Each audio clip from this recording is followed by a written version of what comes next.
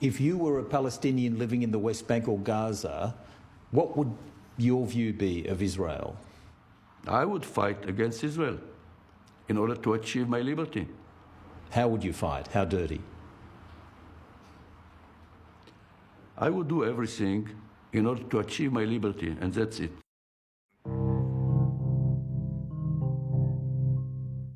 If I were born Palestinian, I probably would have joined one of the terror organizations.